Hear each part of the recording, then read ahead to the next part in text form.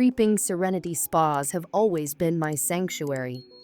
When life feels too heavy or the daily grind threatens to consume me, I retreat to those havens of calm where soothing music, calming scents, and expert hands seem to wipe away the weight of the world. They're not just indulgences, they're necessities, a ritual for both my body and mind. That's why, when my friend Kate mentioned a hidden gem on the outskirts of town, I jumped at the chance. "It's called Serenity Haven," she said with a dreamy expression. "I swear, it's like stepping into another world. You'll never want to leave." Kate's glowing recommendation was all I needed. The next day, I called to book an appointment. The receptionist, Lily, had a warm, soothing voice that instantly made me feel at ease. She promised me an experience unlike any other. The spa was about a 30-minute drive from my apartment. As I navigated the winding country roads, I found myself already beginning to relax. The city's noise seemed to fade into the distance, replaced by the rustling of trees and the occasional chirp of birds. When I arrived, the building took my breath away. It was an old brick mansion, ivy climbing its weathered walls, with a small fountain bubbling near the entrance.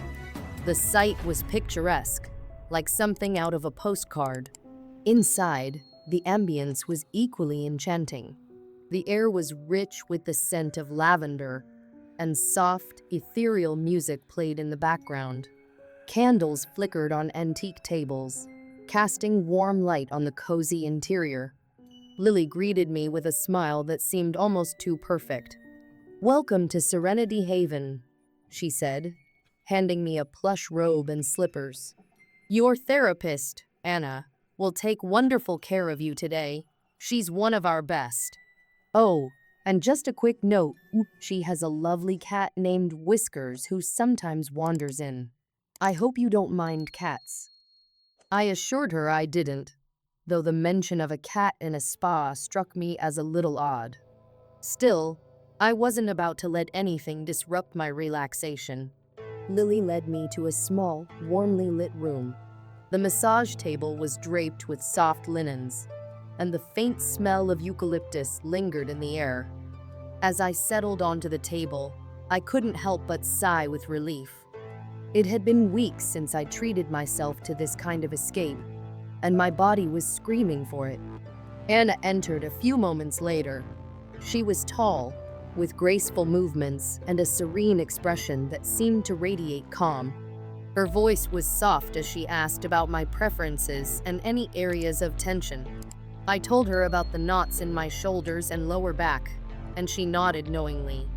"We'll take care of that," she said with a gentle smile. The massage began, and her hands moved with practiced precision, working out the tightness in my muscles.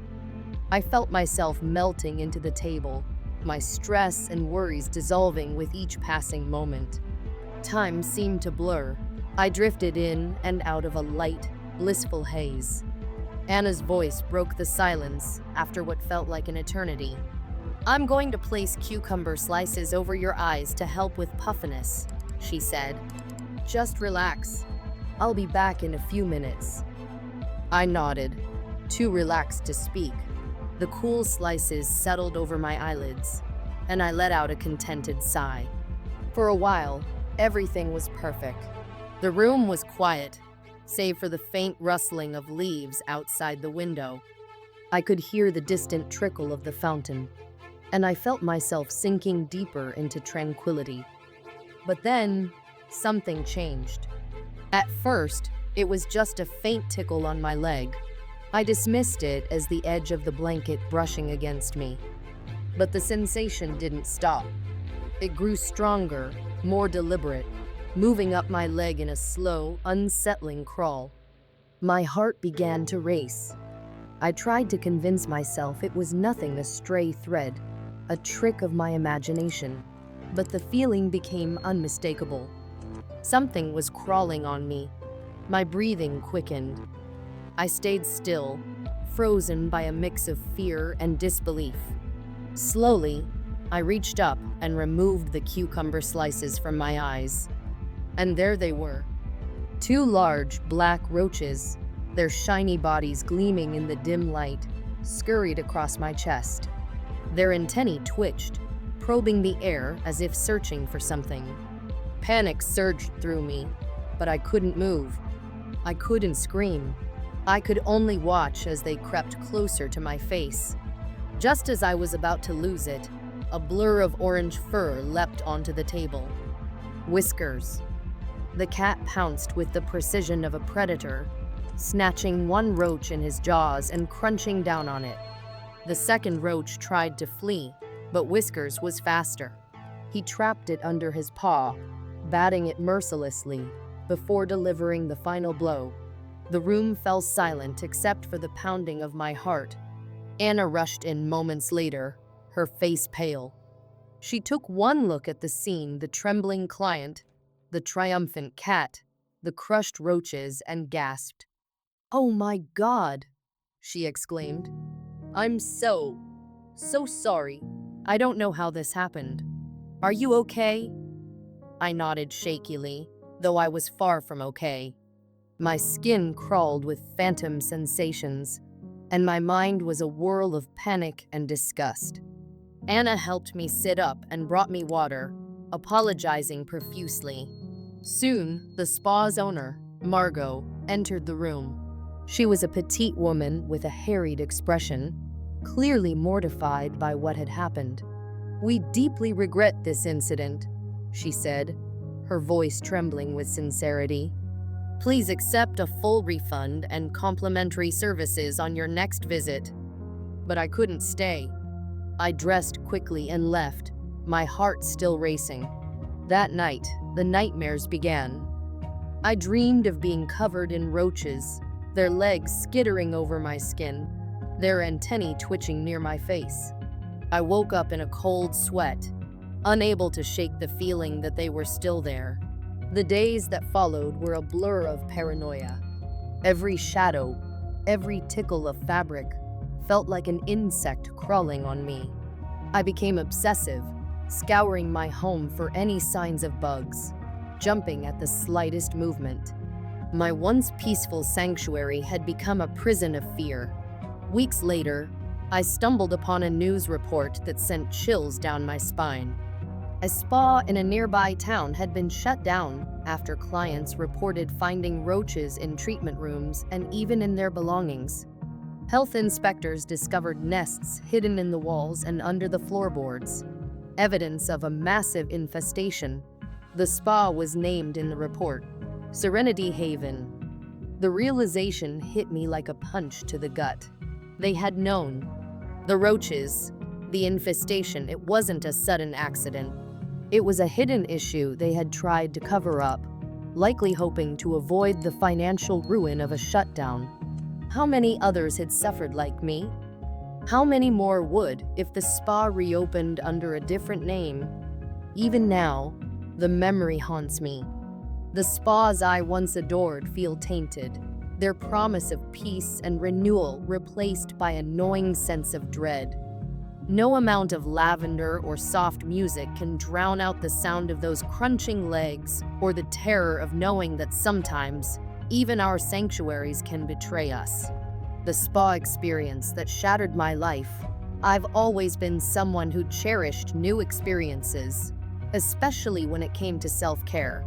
Whether it was trying a new yoga class, experimenting with different skincare products, or visiting that latest spa in town, I enjoyed taking time to rejuvenate both my body and mind.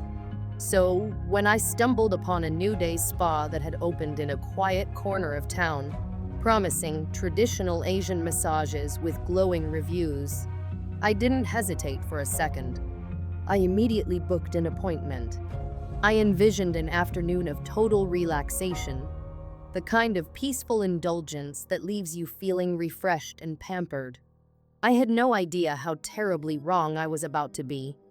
The spa's exterior was designed to make you feel like you were stepping into a retreat from the outside world. Located on a quiet side street, it was surrounded by tall bamboo trees, which gently swayed in the breeze, creating a natural barrier between the chaos of the town and the tranquility inside.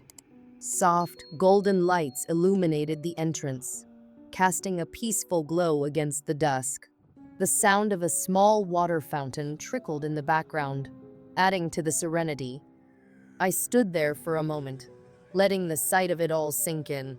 It was exactly what I had imagined, a peaceful oasis.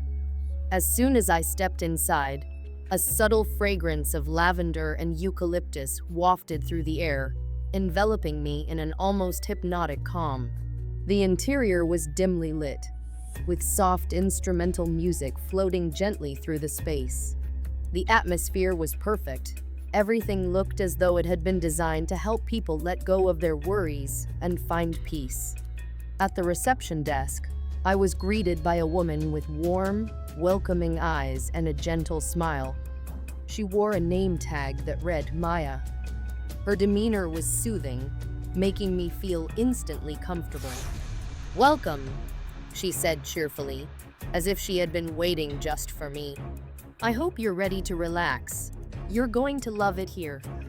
She handed me a cup of herbal tea, which I took gratefully. "Kira, our lead therapist, is amazing. She's the best at what she does. You're in for a real treat." I smiled back at Maya, grateful for her kindness.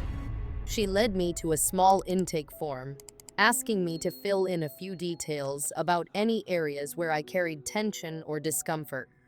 My hands were shaking slightly, whether from anticipation or something else I couldn't place.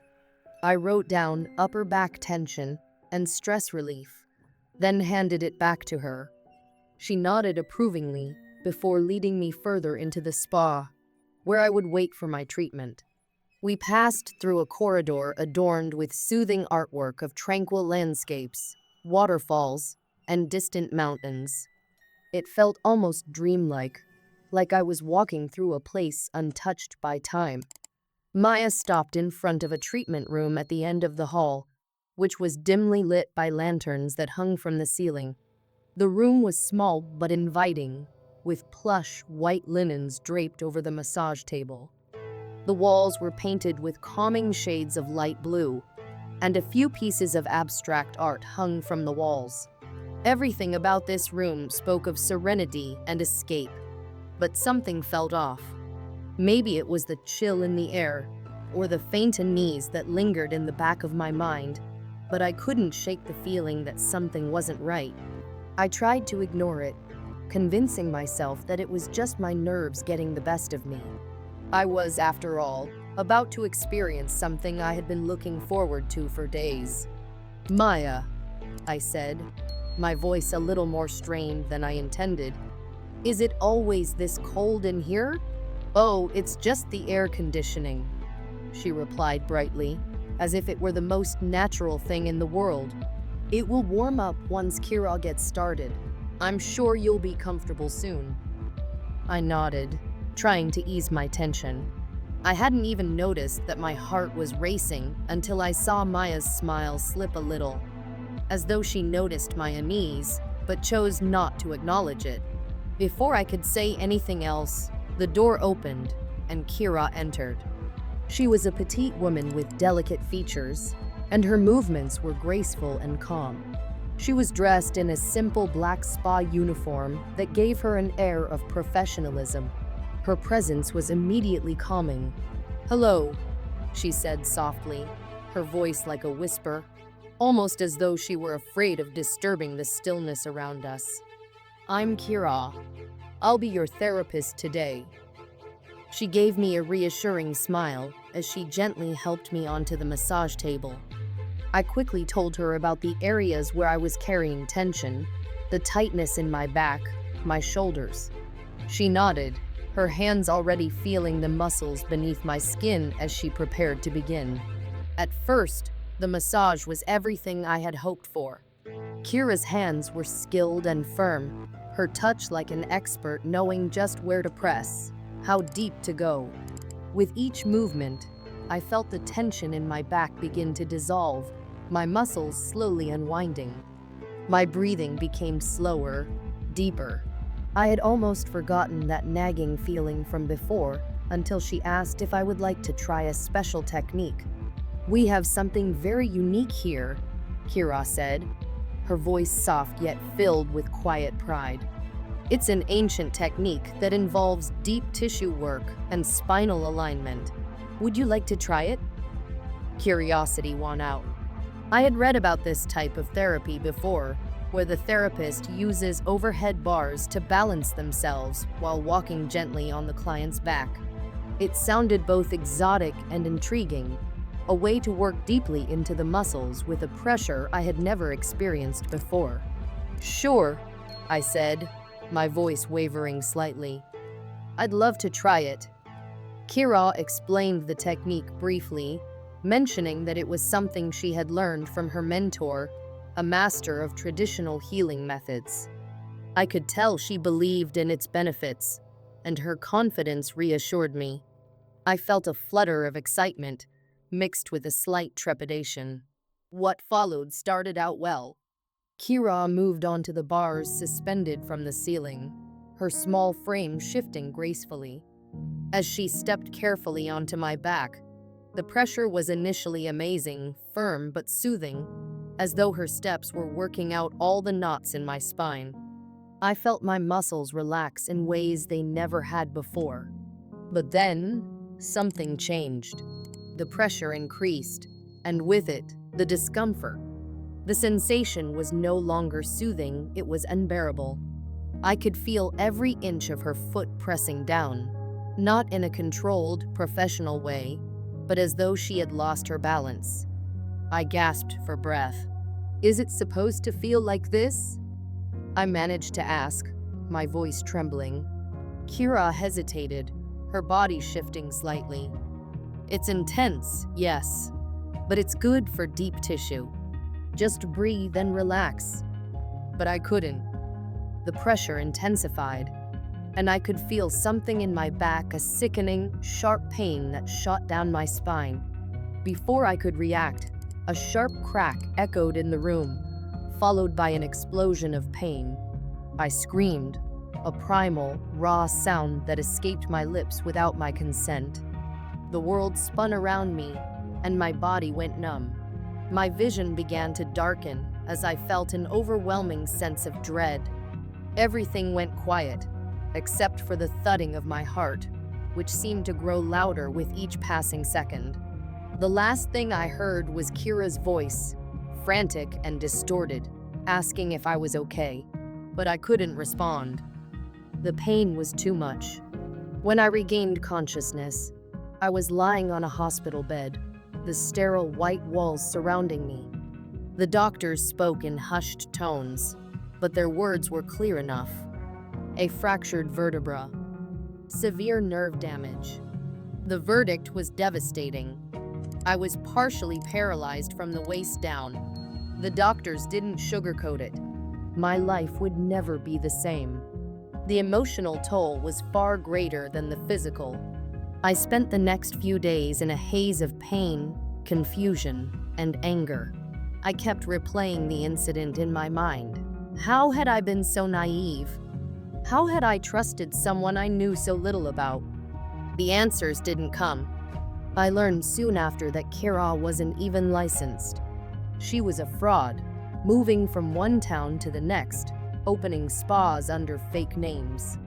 By the time the authorities began their investigation, she had vanished, leaving behind a trail of broken lives. The spa was shut down, but that did little to ease my pain.